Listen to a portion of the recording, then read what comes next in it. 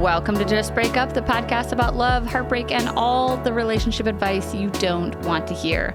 My name is Sierra DeMulder. And I'm Sam Blackwell. And today we're going to answer a letter from somebody whose ex-best friend is applying to work at her job. But before we begin, we just want to give you our Surgeon General's warning, which is that Sierra and I are not licensed mental health practitioners. Correct. We are not professionals. We're not trained in any of this. So please take our advice as you see fit or as a supplement to like other professionally trained resources. We're only here to offer our humble musings to hopefully shed some understanding and maybe some laughs about the incredibly rewarding but mostly confusing experience that is love. But first, it's Monday, so we're going to do a quick check-in topic. Today's check-in topic is inspired by a reel I saw online, and this woman was like, hey, you remember that time that this guy I was into said he liked girls with big hair? So I started styling my hair like this, and then she shared a screenshot of like this huge, like outlandish, like the Long Island medium sort of style of hair. It was huge. It was immaculate. It was like a beehive and mermaid hair at the same time. That's amazing. Anyway, did she get the man? So did she close the loop on that? Unknown. Okay. Unknown. Yeah. Her hair was very flat in the beginning of the video, so maybe not. But it made me laugh, and it made me think about the times in my life and your life and maybe our listeners' lives in which we have made aesthetic changes or started getting interested in something solely because somebody who we had a crush on was like into that. Mm-hmm. I'll start by sharing one of the most embarrassing things I think I've ever shared on this fucking show. Imagine me, 14, 13, sure. 8th grade, in experimenting with like the ska punk music scene. Okay. Sure. And you know, wearing my knockoff Chucks that I was really afraid anybody would notice weren't actually really Chuck Taylors. They were knockoffs. You know what I mean? Yeah, I know. Putting any sort of pin on any sort of fabric. You know what I mean? So there was this boy at another school that was friends with one of my best friends in middle school. And, you know, this is the time of AIM. I think we had just gotten it that year, and like when I was in 8th grade. Mm-hmm. So we're instant messaging each other. And his screen name was something like Emo Kid or something like that. You know what I mean? Oh, no. And it was in the very beginning rise of like emo screamo music, not emo like the way we think of it now, like Dashboard Confessionals, but like more like scream emo music. Yep. Okay. Mm-hmm. And I can't even, this makes me laugh so hard. And I was like so fucking naive and also a bleeding heart that early as a 14-year-old or 13-year-old, you know, that I saw that screen name and I was like, oh my God, I love that you're into emo, thinking he meant like emotions. Babe, no, that's not what he meant. Thinking that he was like into, you know, emotions, of being emotional, being connected to your emotions. Me, little 14-year-old seeking emotional connection or whatever. And he was like, I was like, I am too, or something like that. I said, I am too. And he was like, I am also cool. into emotions. Yeah, I was like, feeling them all the time. I am too. Yeah, no kidding. And he was like, oh, cool. What bands do you listen to? The question of all questions when you're 14, yeah, absolutely. You know, and just I was mortifying. I was like mortified. This is not the time this is like the early starts of the internet. I didn't know there was not Google yet. You know, I had like Roadrunner internet connection. And so it's not like I could jump on Spotify and find some bands to list off. No, my friend. I was downloading single tracks on Napster. Okay.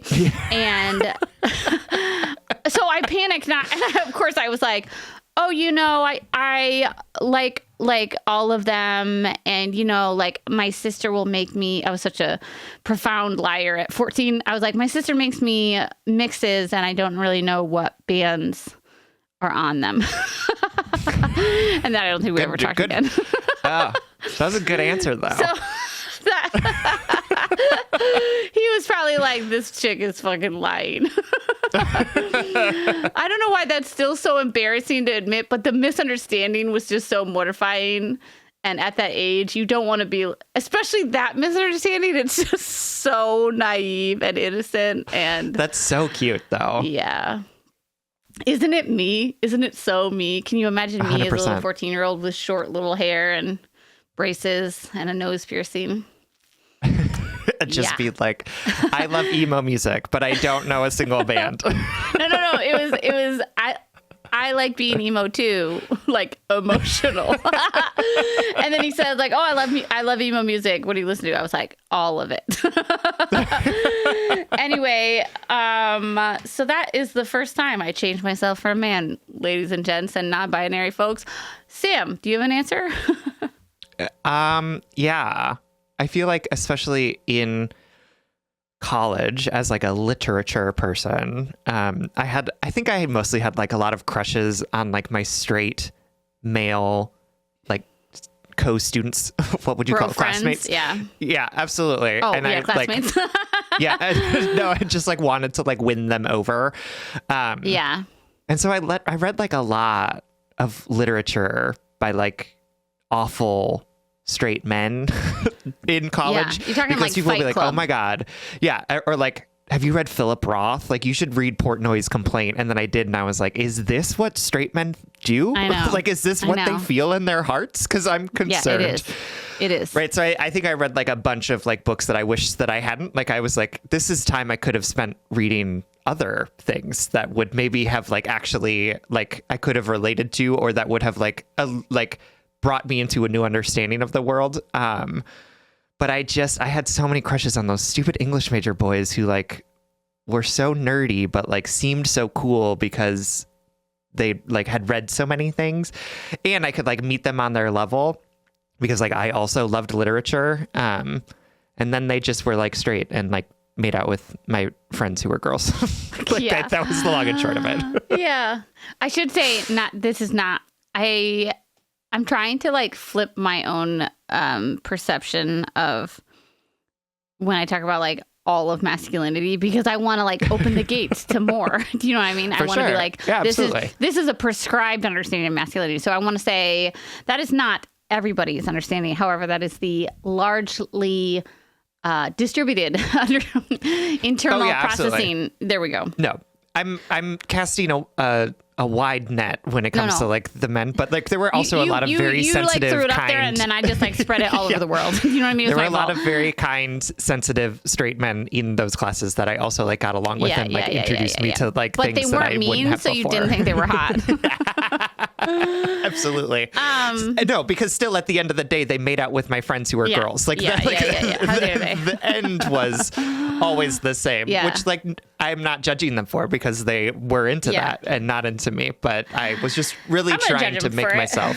I just wanted to be able to hang. You know what I mean? I listen. And sometimes I could, but most of the time I could not. Yeah. Chuck Palahniuk. No. Also the guy who wrote American Psycho, I read a bunch of his books too, and was like, why am I doing this? Gay man, actually, so I shouldn't be.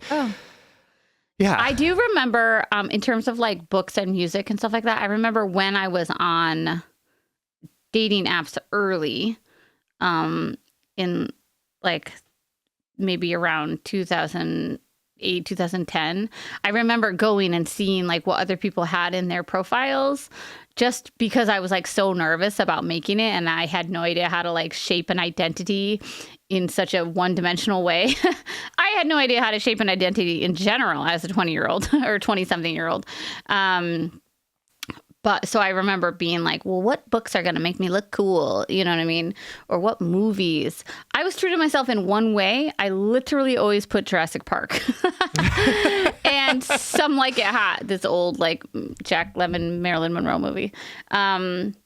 But the other thing I relate to from this check-in topic and the inspiration of it, the real, is one person in my life whom I was in love with for so long. And we always had like a back and forth, would they, won't they, best friends, unrequited bullshit relationship. Told me he liked straight hair. He liked like straightener hair. And I don't have straight hair. I definitely don't have super curly hair, but I have hair with like body, you know, and waves and curls on a good day.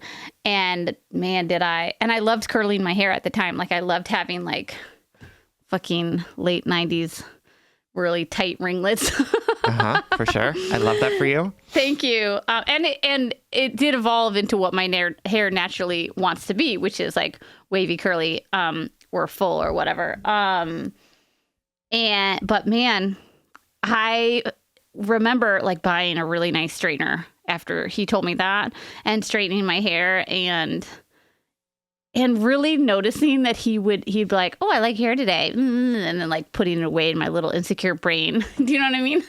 And I regret it.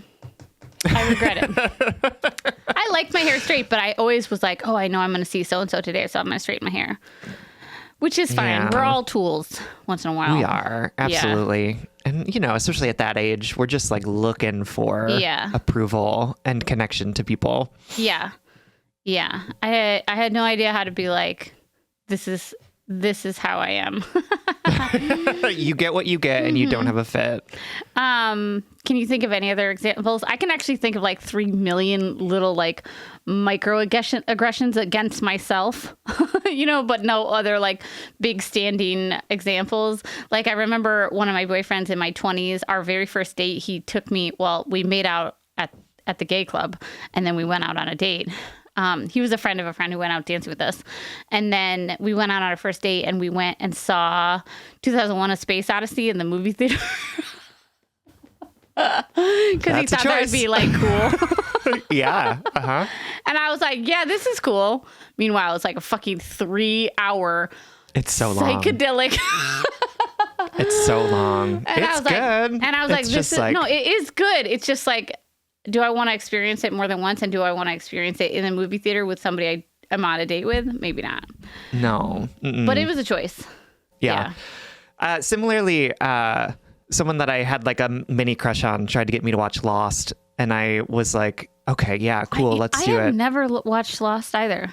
No, I got through one disc of, you know, this was back when you had to like watch it on DVD. Yeah. I got through one disc and I was like, I don't need to know what happens next. I was like so not intrigued. Love that show. I feel like I should watch it someday. Yeah. I would enjoy it now, but at the time I was like, this is not for me. The Space Odyssey dude is the one that got me into The Wire. So it was like okay.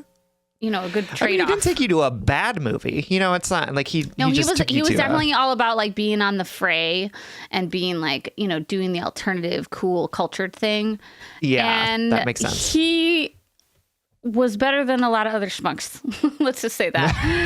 That's real. My high school boyfriend made me go to Rocky Horror Picture Show at midnight. Well, that is a blessing. It was terrible. You know me. I don't want to stay up that late. We got home and the sun was rising. That is like, like I was like, no. That's better than the 3-hour intense sci-fi movie on your first date, I think. Fair? I don't know. It's like queer. We gotta get into our letter, but that's to me. That's like, all right, queer initiative, gotta go, done. You know what I mean? You go once and then you're like, cool, I've been to Rocky Horror. I mean, I guess that's true. Like he popped that cherry for me, and now I can say that I've done it. It could have been a football game, Sam. Could have been a football game. That's going to be my motto this episode. Listen, could have been a football game. Okay, let's get into today's letter. Our letter writer is Lost Friend, whose pronouns are she, her, who is writing to us from Finally Home. Hi, Sam and Sierra. I need some advice on a pickle I'm finding myself in. A couple years back, I had a best friend. We were hilarious, wild, ridiculous. We were both single and really codependent in this friendship, occasionally dating terrible men and kind of judging each other for it, but having a good time, like generally. Sorry, Spence. just your 20-something unhealed girldom, which I think is a phrase I'd like to coin. For sure. Unhealed girldom is for sure my 20s. I love that. It's yours too, Sam. Yeah, absolutely. After some glorious years, we kind of blew up. I think it was me, but honestly, I never knew what I did. She made it clear that I did something and that I should know what I did. I honest to God still don't. There are so many reasons I considered, and most of them are like not reasons.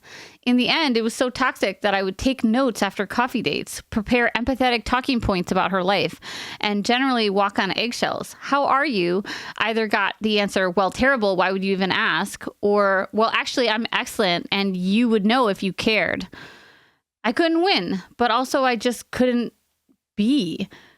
I really grieved this friendship. I stopped sharing my life, just kind of withdrawing.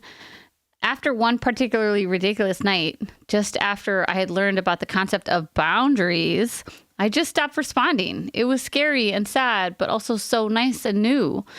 Being allowed to just decide not to put myself up for discussion. It felt freeing to not make myself small and to not doubt myself constantly. It was like the Taylor Swift song, quote, I forgot that you existed and I thought that would kill me, but it didn't. And it was so nice, so peaceful and quiet. In hindsight, my anxious attachment style had found her avoidant attachment style and just kind of ran with it. A couple of years forward and boom, she is applying at my job. What do I do? I remember our awesome times, and this could be so good, but also so terrible. Arg. Am I not over her? Any insight would be appreciated. Lost friend. All right, lost friend. I'm so sorry that you had this situation with your friend. You know, I think friend breakups are so challenging in a lot of ways, particularly because, you know, we don't treat them with the same amount of, I don't know, respect or gravitas that we do with with romantic relationships, right? We don't have the language. We don't have like the cultural playbook. Mm-hmm. For sure. It's like we don't have the script to be able to deal with it. And like, it's kind of hard to talk about because it's like, sometimes you're like, oh I lost my best friend. And people are like, okay, best friend, weird, get over it. What is this, high school? You know, like we belittle and diminish friendships so much, I think, because, you know, we tend to overinflate romantic relationships as being the only thing that matters. So I'm sorry that you went through that. And I'm also really proud of you for deciding that you had enough of the way that she was treating you and, you know, stood up for yourself by deciding to end that friendship with her. I know that it was really hard, but I also know I'm glad that it also felt liberating to be like, I don't have to bend myself backwards in order to please this person anymore or make myself as small as possible so that I don't get a nasty reaction from her. And I'm, you know, you asked this question of like, am I not over her? And I think that is an important question, but I also just want to say, like, I think of course you're feeling a bunch of feelings knowing that this person is suddenly going to come back into your life, right? Like, I think no matter where you were in your healing process for this relationship, it would be a challenge to have this person who was so important to you and caused you so much harm to come back into your workplace, which is also a place where, you know, we need to work to live. So I totally get that you're having all of these big feelings about it and all of these big questions are coming up. Sierra and I are going to try and hold some of those big feelings and answer some of those big questions in just a second. But before that, we're going to take a quick break. All right, my darlings, welcome back, and a special welcome to our letter writer, lost friend. Thank you so much for trusting us with this letter. I just want you to know that this would give me anxiety hives. This would make me feel really upended and physically, you know, activated, my nervous system, you know. I think it's really reasonable that you're like, oh God, how do I respond to this, react to this? What do I do if she gets the job? How do I act? You know, all these questions are really reasonable, especially given the nuance of friend breakups, especially when you're like not quite sure what made the tides turn. And truthfully, Sam and I don't know. We don't know. We can't. I'm not going to spend a ton of time on like how the relationship went down, because I'm not totally sure that is where your energy is best spent. You can return to it a little, and I'll talk about that in a second. But really your question is like, what am I doing in this current moment? How do I move forward? How do I move forward with integrity and boundaries and self-respect, while also being like, how do I move forward? Like, what do I do? What do I do here? You know, in this anxious little way. And I think what I think of most when I read your letter is something that I've really tried to internalize around my own growth and perception of other people and you know, whatever. I want you to know that you and her and this situation, all of it, you can be new.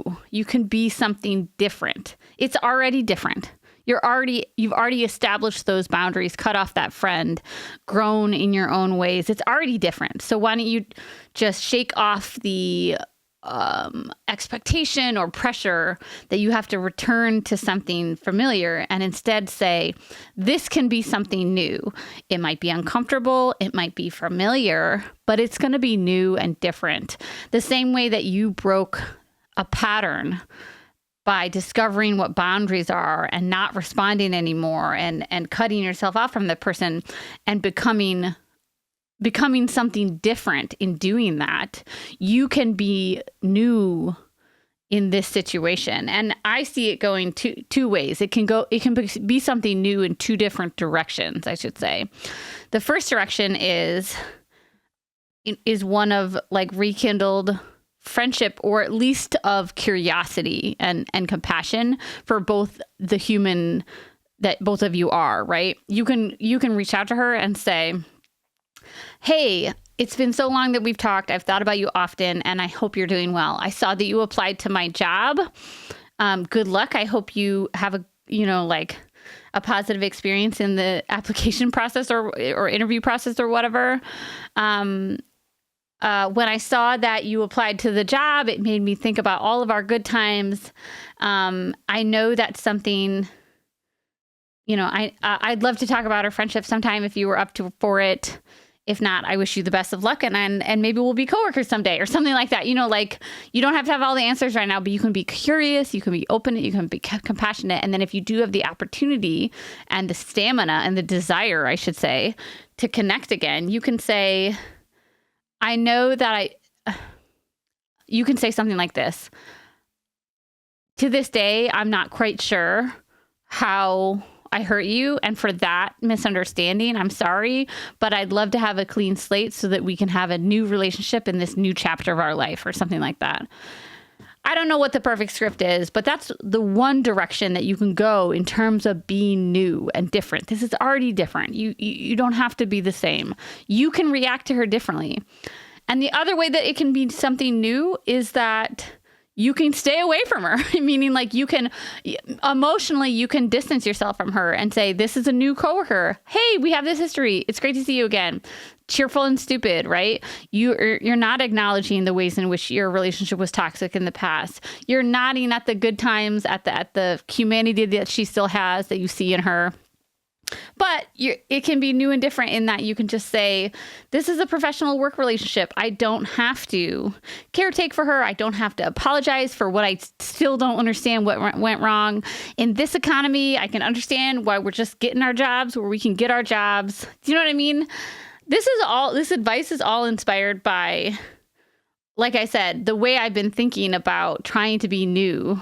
The fact that, like, we like to pathologize ourselves a lot and say, oh, well, I'm just a really defensive person, or I have this relationship pattern or whatever. And those are all true. And also, even with those ingrained patterns or characteristics within us, we can always make new habits. We can always start something over again. We can always shift our perspective and come at something new. And I just want you to believe that, like, you can be new here.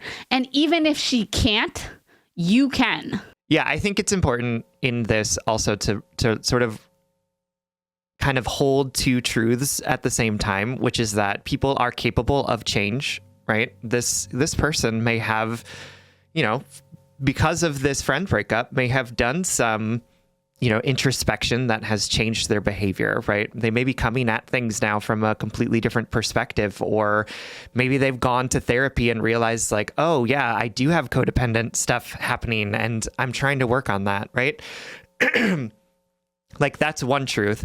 And also at the same time, you need to believe the person that she has proven herself to be through the actions that she's taken, right? And so I think as you're thinking about how you can be in a new relationship with this person, it'll be important to kind of hold both of those things at the same time, right? Like I think it's totally understandable for you to want to give this person the benefit of the doubt and say, cool, it's been years. So who are you now? How are you operating? What sort of changes have you gone through? And at the same time, being a little bit guarded and thinking, okay, I haven't been able to trust this person in the past with my feelings. So I'm going to be a little bit reluctant to show that to them until they can prove that something about them has changed, that they've gone through some sort of transformation to get to a point where I feel okay with that. And that's not you being mean or bad or holding them accountable for things that you shouldn't be holding them accountable for, right? Like I think walking that fine line between, being open to people's change while also being, true to your own experience of that person is really important. And I think if you can hold both of those things in your head, it might make it easier for you to kind of decide whether or not you want to go through these two paths that Sierra is talking about, which is sort of rekindling something new, a new iteration of your relationship, or creating a new iteration of your relationship, which is that you're just kind of coworkers who are cheerful and stupid with each other and who get the things done that need to get done, but otherwise aren't like best friends in work or outside of work. I think about it too in terms of like curiosity. I think that having a curious lens is always going to lead us to more understanding, which leads us to more peace. And also like if you want to just be this person's coworker, you don't have to answer the question of what went wrong. You don't have to answer the question of like how this shit went down. You know what I mean? So maybe you can think about it too. Like, do you feel like you have the capacity to be curious? Do you feel like you don't have the capacity to be curious? Or do you want to be curious until you realize this person is unsafe again? Or you know what I mean? I also just want to say, as somebody who used to like hate being in the same space as people that I didn't want to be in the space with, like I'm thinking about the times in which I had to like share space in like a community event with people that I didn't want to be around or whatever. And I would just dread it. And then it would happen and then it'd be over and it'd be out of my life. I also want to say what Sam always reminds us of, which is like, you're not uniquely fucked up. This is not a uniquely fucked up situation. We all have ghosts come back in our lives and like reincarnate. We all have baggage. We all have history. We all have relationships that wind in and out of our lives. So I say that to be like, you know what? Awkward isn't real. I'm just gonna approach this as the person I am now, knowing I can handle it. Do you know what I mean? Is it awkward? Yeah. Is it weird? Sure. Is it gonna be a growing learning experience? Yeah. Do you have to be her best friend again? No. Are you capable of all of this? Abso-fucking-lutely. Do you know what I mean? And the reality is that we don't know what this is going to be until it comes, And I think sometimes we get so preoccupied in the what am I going to do when, what am I going to do if, that we can like create 27 different things that are actually never going to happen. Right. And I think there is something to be said of like being reasonably readier for things that might happen, which is to say like, okay, when this person gets hired, how do I want to handle myself? But sometimes I think we can get into this place where it's like, well, what if she comes and she says this thing? Or what if we see each other in this particular place? And like, how am I going to handle that? And I think it's important to remember that you're capable of handling those things as they come up if you, get into right relationship with yourself to say, what do I want from this? How do I want to be in my integrity when I have to interact with this person? And from that sort of like strength of your own understanding of yourself, it becomes easier to understand how to handle those random things as they come up. And we don't have to prepare for every contingency. We just have to know that we are going to be capable of doing it when we need to be able to do it. Exactly. All right, my darling, you can do it. And we're with you. And Absolutely. we hope this helps. Thank you so much Thank you for so writing. much. We love you.